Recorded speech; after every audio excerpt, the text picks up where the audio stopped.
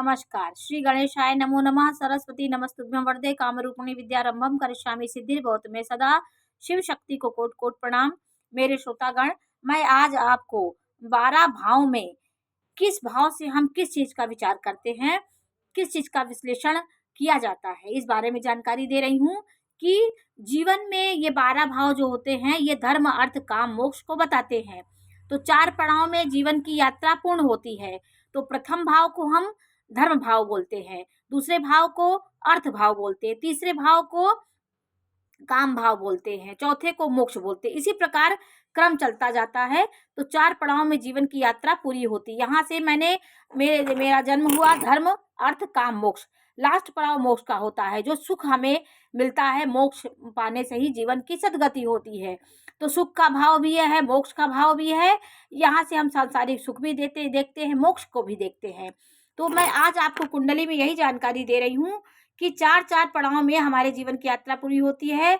फिर यहाँ से मोक्ष के बाद फिर धर्म चालू हो गया, धर्म अर्थ काम मोक्ष, धर्म अर्थ काम मोक्ष। ऐसे करके हमारी 12 खानों में जीवन के सभी पहलू इसमें दिखाए जाते हैं कि हमारे जीवन में किस पक्ष से हम दुर्बल होंगे, कौन सा पक्ष हमारा मजबूत होगा, कौन सा भाव हमारा अच्छा रिजल्ट दे रहा है, किस चीज से हम खुश होंगे, कौन से जीवन में कौन सा दुख हमको मिलेगा, किस चीज से हम संपन्न होंगे, किस भाव की बली स्थिति हमारी कुंडली में हमारे जीवन को बली करती है। तो इस बारे में मैं आपको जानकारी दे रही हूँ। देखिए, प्रथम भाव से हम जातक के जो प्रथम भाव क्या होता, लग्न होती है।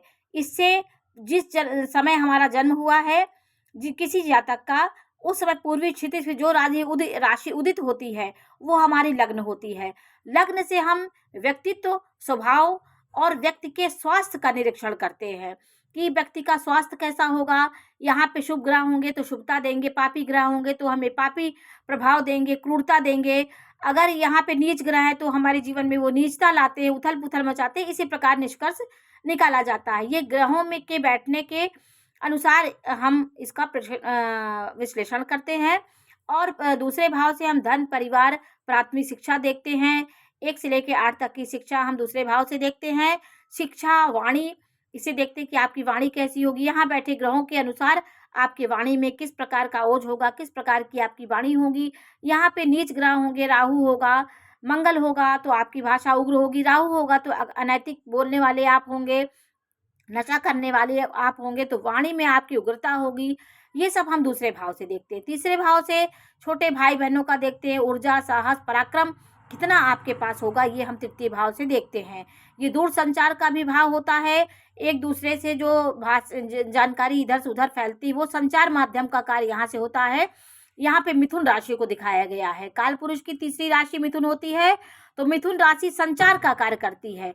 वो इस बात को यहाँ से लेकर के वहां बात फैलाती है और ये संचार का कार्य करती है, वाणी का कार्य करती है। तो यहाँ से हम संचार माध्यम भी देखते हैं। और छोटी शौक, छोटी यात्राएं जो जीवन में आती, उससे हमें सुख की प्राप्ति होगी, यात्राओं से हमें धन प्राप्ति होगी, कैसे कैसे क्या होगा, सारी बातें हम तृतीय भाव से देखते हैं। और चौथा भाव हम माता के बारे में जानकारी होती है। माता के द्वारा हमें सुख प्यारे हो, माता के ही गोद में हम सुख की अनुभूति करते हैं। यहाँ से हम घर, भवन, भूमि, भवन, वाहन देखते हैं, कृषि कार्य देखते हैं, संपत्ति, सुख, सुविधाओं की जानकारी हम चतुर्थ भाव से लेते हैं। यहाँ पे पापी ग्रहों की उपस्थिति हमें सुख में कमी लाती है। सब कुछ होने के बाद भी जीवन में सुख नहीं मिलता। ये हमारे चतुर्थ भाव से पता चलता है कि हमें सुख किस प्रकार का मिलेगा।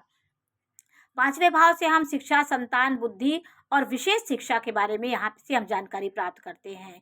6वें भाव से हम रोग, रिपु, ऋण के बारे में जानकारी देते हैं, कंपटीशन के बारे में जानकारी प्राप्त करते हैं कि ये हमारी अर्थ के मामले में कितने मजबूत होंगे, रोग शत्रु हमारे कितने होंगे, रोग से हम नियंत्रण प्राप्त कर पाएंगे, रोग से हम विजय प्राप्त कर पाएंगे कि नहीं कर पाएंगे, असाध्य रोग कैसे हमारे जीवन में हमारा पीछा करते, सारी चीज की जानकारी हम 6वें भाव से देते हैं। 6वें भाव की स्थिति देखकर हम आपके रोग के बारे में जानकारी लेंगे कि आपकी किस प्रकार का रोग होगा, आप स्वस्थ होंगे, कैसे होंगे। और 7वां भाव हमारे जीवन साथी का बताता है, व्यापार, साझेदारी का बताता है। इससे हम, ये काम भाव होता है, इससे हम जननेंद्रिय संबंधी बीमारियां जो होती है इस भाव से हम देखते हैं। और जो भी समस्याएं इस भाव से सातवें भाव से हम देखते हैं आपके नाभि के नीचे जो भी सिस्टम होता है वो सातवां भाव दिखाता है। तो इस भाव से हम विवाहित जीवन के बारे में जानकारी लेते हैं, आपकी साझेदारी कैसी होगी, आपका पार्टनर आपका कैसा होगा, सारी जानकारी हम सातवें भाव से प्राप्त करते हैं। और आठवें भाव से हम दुख, पीड़ा, दर्द, मृत्यु और आयु का भी विचार हम आठवें भाव से करते हैं। और नवम भाव से हम तीर्थ यात्रा, भाग्य आपका कैसा होगा, इस भाव का कारक गुरु होता है। तो गुरु यहाँ पे होगा तो हम धर्म कर्म करने वाले होंगे, धार्मिक कार्यों आयोजन करने वाले होंगे, धर्म कर्म में भागीदारी हमारी होगी। ये सब चीज़ें नवम भाव से जानकारी होती है। नवम के स्वामी कहाँ पे बैठा है, किस प्रकार का भाग्योदय आपका होगा, किसके द्वारा आपका भाग्योदय होगा, ये सब नवम भाव की स्थिति से जानकारी होती है। नवम भाव का स्वामी कहाँ बैठा है। और दसम भाव से हम कर्म देखते हैं, प्रतिष्ठा, मान प्रतिष्ठा, सरकारी कार्य देखते हैं कि आप जिस पद पे कार्य करते हैं वहाँ पे आपकी प्रतिष्ठा कैसी होगी, आप अपने सहकर्मियों के साथ किस प्रकार का बर्ताव करने वाले होंगे, आपका कितना रुतबा होगा, आप बॉस होंगे, क्या होंगे, कैसी स्थिति होगी, ये सब हम दसम भाव से देखते हैं। और 11वें भाव से हम लाभ की स्थिति देखते हैं कि आपके जीवन में लाभ हानि किस प्रकार की होगी, लाभ कितना प्राप्त करेंगे और आकांक्षाएं आपकी पूरी होंगी कि नहीं होंगी, बड़े भाई बहनों का संबंध आपके प्रति कैसा होगा, आप उनके प्रति कैसे होंगे, ये हम 11वें भाव से जानकारी प्राप्त करते हैं। और 12वें भाव से हम व्यय की स्थिति जानकारी लेती हैं कि आपका व्यय कैसा होगा, किस प्रकार का व्यय होगा, यहाँ पे किस भाव का स्वामी व्यय भाव में बैठा उस प्रकार का आपका व्यय होगा। लग्न का स्वामी यहाँ बैठा होगा तो शरीर आपका क्षीण होगा, शारीरिक व्यय आपका होगा। आकांक्षाएं आपकी यहाँ देखी जाती हैं, आप मुक्ति कैसे आपको होगी, यहाँ से हम यहाँ पे शुक्र आलीशान जिंदगी देता है, धन वैभव और सैया सुख देता है, हमें सुख की प्राप्ति यहाँ सुख कराता है, ये मोक्ष भाव होता है।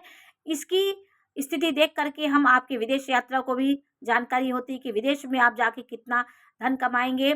पंचम का स्वामी यदि 12वें भाव में बैठा हो तो जीवन व्यय भाव में बैठा हो तो बाहर जाके हमारी शिक्षा हो सकती है। इस प्रकार की जानकारी हम 12 भावों से प्राप्त करते हैं। तो 1 से लेकर के 12 भाव हमें क्या बताते हैं, किस चीज़ की हम यहाँ पे जानकारी प्राप्त करते हैं, इस बारे में मैंने आपको जानकारी दी। जानकारी कैसी लगी हमें अवश्य बताइए, चैनल को लाइक करिए, सब्सक्राइब करिए, मैं इसी प्रकार की जानकारी देती रहूँगी। नमस्कार।